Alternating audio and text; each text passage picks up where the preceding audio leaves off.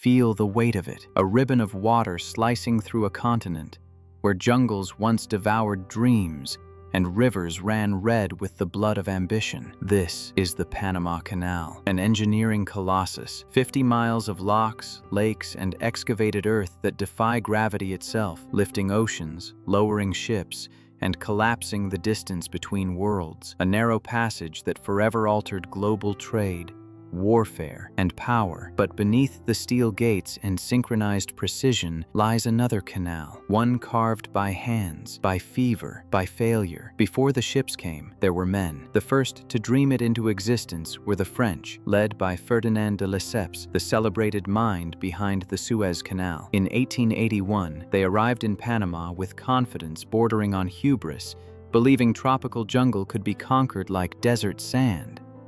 They were wrong. The rainforest closed in like a living enemy. Rain turned excavations into swamps. Landslides swallowed entire days of work in seconds. Mosquitoes, unseen, relentless, carried yellow fever and malaria through camps like wildfire. Workers died by the thousands. Some estimates say over 20,000 perished during the French attempt alone. Engineers, laborers, dreamers, many buried in unmarked graves, their names erased by humidity and haste. Hospitals overflowed, coffins ran short, entire crews vanished between roll calls. A French engineer would later write, "The earth does not yield here, it consumes." By 1889, the dream collapsed in scandal and bankruptcy. Machinery rusted in the jungle. Half-dug trenches filled with vines and silence. The canal became a monument to human overreach, a failure so vast it echoed across Europe. But the story did not end. In 1904, the United States took over the project and learned from every grave mistake, not just in steel and strategy, but in medicine. Under the leadership of Dr. William Gorgas, the invisible enemy was finally confronted. Mosquitoes were hunted with near-military precision. Swamps were drained, screens were installed. Quinine was distributed. Slowly, death rates plummeted. For the first time, humans began to survive Panama. The design changed too. The sea-level canal was abandoned.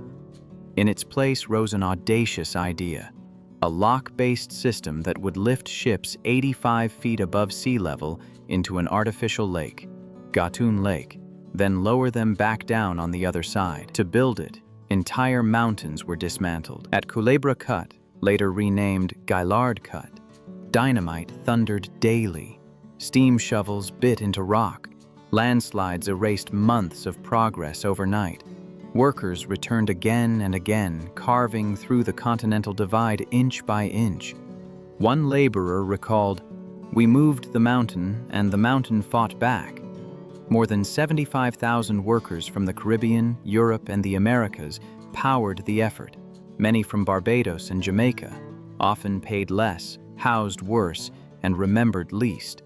Segregated pay scales and living quarters etched. Injustice directly into the canal's foundations, and yet it advanced. On August 15, 1914, the first official transit was completed. A cargo ship crossed from ocean to ocean in under 10 hours. The world was no longer the same shape. Today, we follow those paths. We descend into archival photographs, faces streaked with mud, eyes hollow with exhaustion. We hear the voices of men who knew they might not live to see completion, but swung the hammer anyway. And then we surface into the present. Modern lock keepers stand at control panels, guiding vessels longer than skyscrapers through chambers with inches to spare. Fresh water flows, gates rotate. Gravity does the work once demanded of blood. At dawn, a transit begins. As the sun crests the jungle canopy, a massive container ship glides into the Miraflores locks. Water rises. Steel doors close with cathedral finality. Cameras blink. Tourists watch in silence. But beneath the calm, new shadows gather. The canal consumes vast amounts of fresh water, millions of gallons per transit, drawing from lakes also needed by cities and ecosystems. Climate change brings longer droughts. Rainfall patterns shift. Indigenous lands upstream feel the strain first. The canal that once conquered nature now negotiates with it. This is Panama's Canal of Forgotten Voyages, a saga not just of triumph, but of cost, of progress forged by sacrifice, of a world connected because thousands never returned home. As ships pass silently through these waters, remember, every journey carries echoes. Every shortcut has a price, and every marvel is built atop stories we must choose whether to forget or finally hear. The locks are opening. Let's unlock the past. Our odyssey begins in the late 19th century when the world first dared to imagine severing the Americas. Inspired by his triumph at Suez, French diplomat Ferdinand de Lesseps arrived in Panama in 1881 with confidence bordering on destiny. This narrow isthmus, he believed, would yield as obediently as desert sand. Investors were rallied, champagne was poured, newspapers declared the future inevitable. The Panama Canal will be easier than Suez, de Lesseps proclaimed. History would prove him catastrophically wrong. Panama was not Egypt. It was a living, breathing labyrinth of jungle and rain. Monsoons turned excavation sites into rivers overnight. Hillsides collapsed without warning, swallowing rail lines, steam shovels, and men in seconds. The Chagres River, normally calm, transformed into a raging force that erased months of labor in a single flood. And then came the invisible enemy: yellow fever, malaria. Mosquitoes bred in standing water by the millions, carrying death through overcrowded camps. Workers, mostly from Jamaica, Martinique, France, and Colombia, fell ill within days of arrival. Hospitals overflowed. Coffins became scarce. Entire work crews vanished between payrolls. An engineer wrote home in despair. The fever strikes without mercy. Men drop like flies in this infernal heat. By some estimates, more than 22,000 lives were lost during the French attempt alone. By 1889, the dream collapsed in scandal and bankruptcy. Nearly $287 million squandered, machinery rusting in abandoned trenches, the jungle reclaiming its dead. Panama became synonymous not with progress, but with failure. For a time, the canal was considered impossible. Then the Americans arrived. In 1903, after quietly backing Panama's independence from Colombia, the United States secured control of the canal zone. In 1904, it purchased the abandoned French assets for $40 million and began again, this time with a different philosophy. The first lesson: conquer disease or nothing else matters. Chief Engineer John Frank Stevens arrived in 1905 and halted reckless excavation almost immediately. The real canal, he declared, is the one that is being built in the minds of the men who are doing the work. Housing was improved, food quality rose, rail systems were redesigned before digging resumed, and most crucially, the war on mosquitoes began. Under the command of Colonel William Gorgas, who had already helped tame yellow fever in Havana, Panama became a vast medical experiment. Swamps were drained, oil was poured on standing water, windows were screened, streets were fumigated, quinine was distributed daily. Slowly, the death toll fell. Yellow fever disappeared entirely. Malaria retreated. For the first time, Panama stopped killing its builders. Stevens also abandoned de Lesseps' fatal mistake: the sea-level canal. Instead, he proposed something radical: a lock-based system that would lift ships 85 feet above sea level, carry them across the isthmus on an artificial lake, then lower them back down on the other side. At the heart of this vision was Gatun Lake. Created by damming the Chagres River, it would become, at the time, the largest man-made lake on Earth, flooding 164 square miles of jungle and villages alike. Forests vanished beneath rising waters. Hilltops became islands. Nature was rearranged to serve global trade. By 1907, Stevens departed, and the final push fell to Colonel George Washington Goethals, a military engineer with absolute authority. Under his command, discipline hardened. Work accelerated. At Culebra Cut, the Continental Divide itself was attacked. Dynamite thundered day and night. Steam shovels clawed at rock. Landslides erased progress again and again. Men returned regardless. More than 75,000 workers powered the canal's completion. Many from the Caribbean paid less under a segregated silver roll system that marked inequality into the project's very foundation. Their labor moved mountains, yet their names rarely entered the history books. At last, on August 15, 1914, the canal opened. A single ship made the first official transit from ocean to ocean. No parade, no celebration. Europe was already engulfed in World War I, but the world had changed. Today, we stand at the same locks, Miraflores, Pedro Miguel, Gatun, where steel gates taller than buildings still swing shut with deliberate grace. Modern operators guide ships the size of cities through chambers with inches to spare. Water rises. Gravity works. The system endures. Yet new challenges press in. Each transit consumes millions of gallons of fresh water, drawn from lakes that also sustain Panama's people and wildlife. Climate change brings longer droughts. Rainfall becomes unpredictable. The canal that once bent nature to its will now depends on its restraint.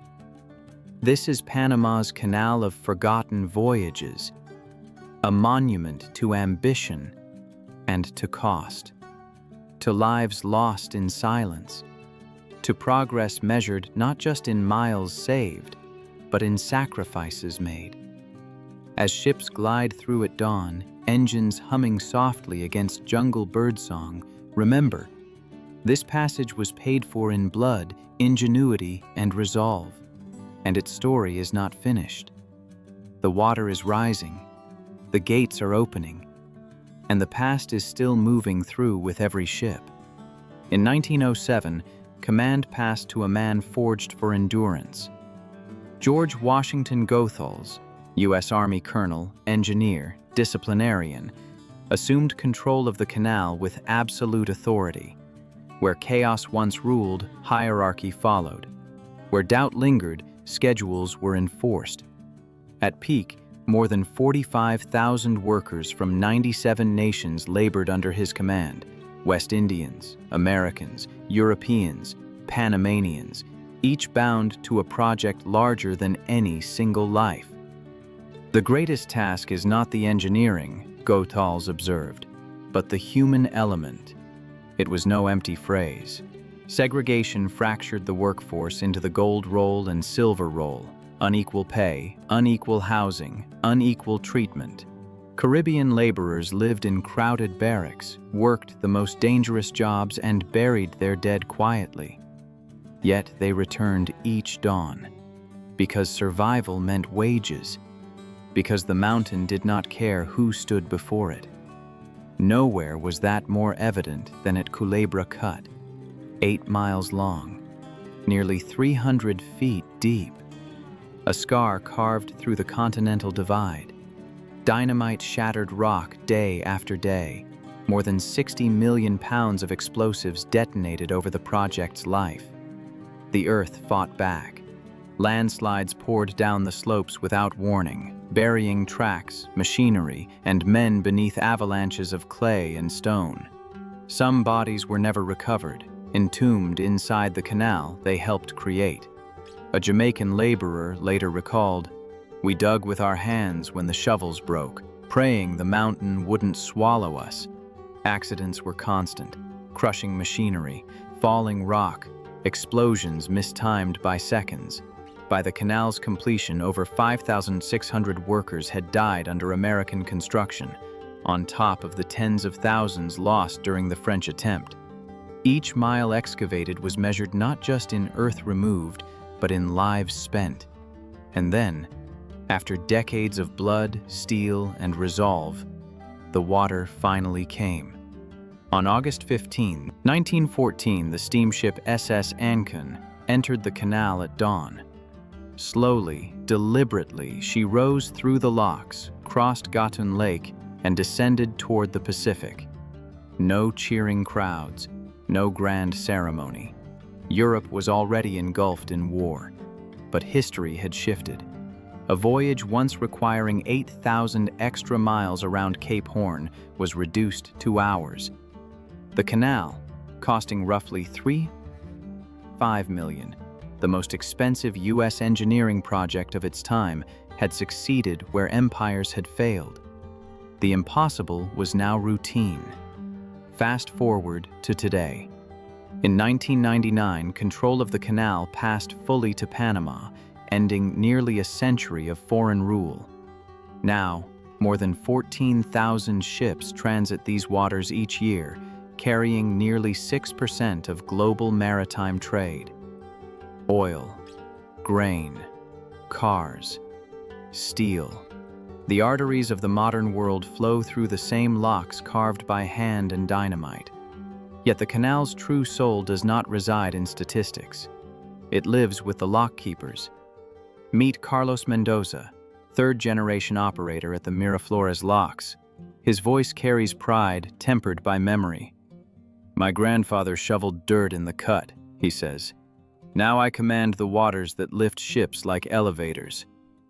From a glass control room, Carlos oversees gates weighing 700 tons each, steel giants that swing shut with millimeter precision. He monitors water flow, vessel alignment, and timing, coordinating a ballet of hydraulics and gravity. Each transit releases 52 million gallons of fresh water, drawn from lakes that must also supply drinking water to millions of Panamanians. One mistake can cripple a ship. One miscalculation can halt global commerce. So the keepers remain vigilant, day and night, rain or drought, sunrise or storm. As a container ship glides forward, engines idling, cables taut, Carlos presses a command. Water surges silently into the chamber. The ship rises, not by force, but by balance. The same principle envisioned more than a century ago. Still working, still holding. This is the canal's quiet triumph. Not conquest, not domination, but control through understanding. A reminder that even the greatest machines depend on human hands and human memory. The gates open. The ship moves on. And beneath the surface, the past still flows with the water. Ana Ruiz has worked the Gatun locks for nearly 2 decades, and she knows that the canal's greatest dangers no longer come from rock or dynamite, but from the sky. During storms, the wind pushes ships against the chamber walls, she explains, eyes fixed on the monitors. We adjust the mules, those electric locomotives, to keep vessels centered. It's like threading a needle with a mountain. The mules, descendants of the original locomotives introduced in 1914, move with quiet authority along steel rails, holding ships steady by taut cables. A modern container vessel can stretch over 360 meters, its mass unforgiving. One misjudged gust, one delayed correction, and steel can scrape concrete with catastrophic force. Ana's hands never leave the controls. Her pride sharpens when she speaks of 2016, the year the canal reinvented itself. The Panama Canal expansion, a $5.25 billion undertaking, introduced the Neo-Panamax locks, allowing ships nearly 3 times larger than the original design to pass. New rolling gates replaced the old swinging doors. Water-saving basins recycled nearly 60% of the fresh water used per transit. Capacity surged by roughly 50%, reaffirming the canal's relevance in a world of ever-growing ships. We proved we could adapt, Ana says simply, but adaptation now faces a threat the original builders never imagined. Water. The canal depends on rain, nothing more. Every ship passage drains fresh water from Gatun Lake, a reservoir also supplying drinking water to Panama City and Colón. Between 2023 and 2025, prolonged droughts driven by El Niño and rising global temperatures forced the Canal Authority to reduce daily transits and impose weight limits. Ships waited weeks. Global supply chains felt the strain. Water is our lifeblood, Anna says. Climate change steals it drop by drop. The irony is unmistakable. Ferdinand de Lesseps believed confidence alone could bend geography to human will. His hubris, Panama will be easier than Suez, ignored rain, disease, and terrain. The jungle humbled him. John Frank Stevens understood differently. He halted excavation to build systems first: sanitation, housing, order. His insight was structural. Success depended on conditions, not bravado. George Gothal's enforced discipline and continuity, binding human effort into something that could outlast individuals. And now, the modern keepers, Carlos, Anna, and hundreds like them, stand at the convergence of all those legacies. The workers who once wrote of fever and death now find their echoes in environmental warnings. Where malaria once ravaged bodies, climate instability now threatens the canal itself. Scientists caution that historic low water levels may become the norm by mid-century, forcing hard choices between commerce, conservation, and human need. The canal was born from mastery over nature. Its future depends on coexistence with it. At dawn, as a Neo-Panamax vessel rises silently through Gatun's chambers, mist curling off the lake, Anna watches the waterline climb. The ship floats higher, not because it is forced, but because equilibrium is carefully maintained. That lesson endures. The Panama Canal was never just a triumph of engineering. It was a negotiation. With land, with water, with human limits. And every day, that negotiation continues. The locks hold. The gates open. History passes through. Again and again. Carried forward by those who remember what it cost to make the impossible routine. Now comes the culmination. A passage at dawn through the spine of a continent. An 8-hour odyssey from Colón on the Atlantic to Balboa on the Pacific, retracing the very arc the builders once dreamed into existence. We board at 5 a.m. The stars are still fading when the ship eases toward Gatun Lake, its bow cutting the dark water like a blade through silk. Floodlights cast long reflections across concrete walls that have not moved an inch in over a century. The air hums, low, mechanical, alive. The mules engage. Electric locomotives glide into position, cables tightening with surgical precision. A faint vibration travels through the deck as the gates close behind us. Steel, sealing steel. Then, from hidden culverts beneath the chamber, the water comes. Not crashing, not rushing, rising. In 3 measured stages, we ascend 85 feet, lifted not by engines, but by gravity itself. Water borrowed from the sky. The ship floats upward as if remembering something ancient. As dawn breaks, the jungle ignites. Mist peels back from the treetops. Howler monkeys announce the morning with thunderous roars. Toucans streak across the canopy in flashes of gold and black. This is not a scar carved through nature. It is a corridor where steel and rainforest coexist in uneasy truce. We enter Gatun Lake, a vast inland sea born from the damming of the Chagres River, swallowing villages, forests, and hills to create one of the largest artificial lakes on Earth. What once flooded the French now floats the world's commerce. Tankers drift past drowned tree stumps, ghosts of the old jungle still reaching for the sun. This is where scale reveals itself. Ships slide by like moving cities. Water stretches to the horizon. And beneath it all, submerged valleys hold the memory of sacrifice. Ahead lies the Culebra Cut, now called the Gatun Cut, 8 miles where men fought the mountain. Here, more than 100 million cubic yards of rock were blasted, shoveled, hauled away by hand and rail. Landslides once buried entire crews in seconds. Today, the passage is calm, but the walls still loom, steep and unforgiving, carved into the continental divide itself. From the bridge, a canal pilot gestures quietly. "This was the hardest part," he says, "and still is." Lockkeepers wave from control towers as we pass, silent acknowledgments between generations. Their movements are precise, inherited discipline echoing Gothal's belief that systems endure only if people do. But even here, at the height of human triumph, cracks appear. The lake's shoreline tells a quieter story. Exposed roots, dry, chalky banks, water lines etched lower than they should be. A 2025 drought lingers in memory, reduced drafts, fewer daily transits, global backlogs rippling outward.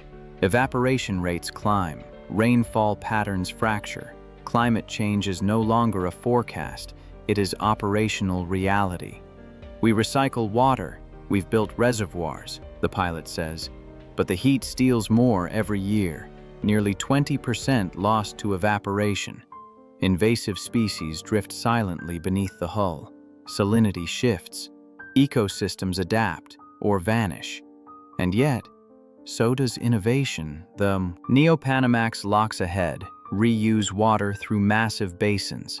Sensors monitor every fluctuation. Engineers plan future reservoirs not just for ships, but for cities. Adaptation, once again, becomes survival. As afternoon light softens, the ship begins its descent. Through Pedro Miguel, then Miraflores, the gates open toward the Pacific. Salt air replaces fresh water. Tides breathe differently here. And at last, Balboa appears. The ocean spreads wide. The passage is complete.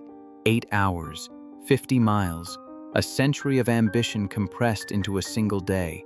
This is the Panama Canal. Not merely a shortcut for ships, but a living monument to human will and its limits. It was born of arrogance, saved by humility, sustained by vigilance, and now it stands at another crossroads. The canal still lifts giants, still binds oceans, still carries the weight of the world.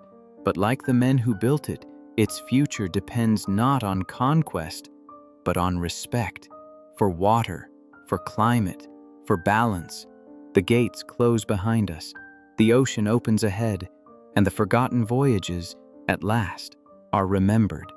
Descending now, out of the heights of ambition and back toward the sea, the Pedro Miguel locks open like a slow exhale.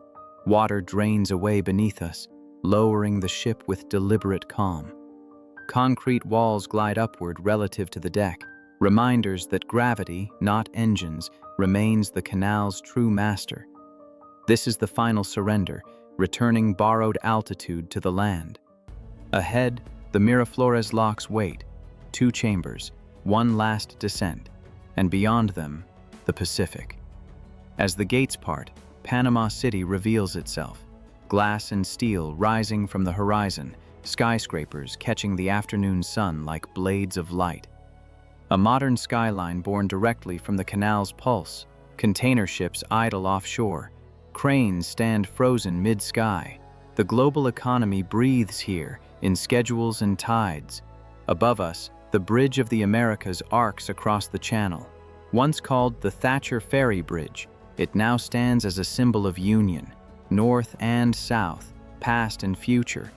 Land divided yet connected by water.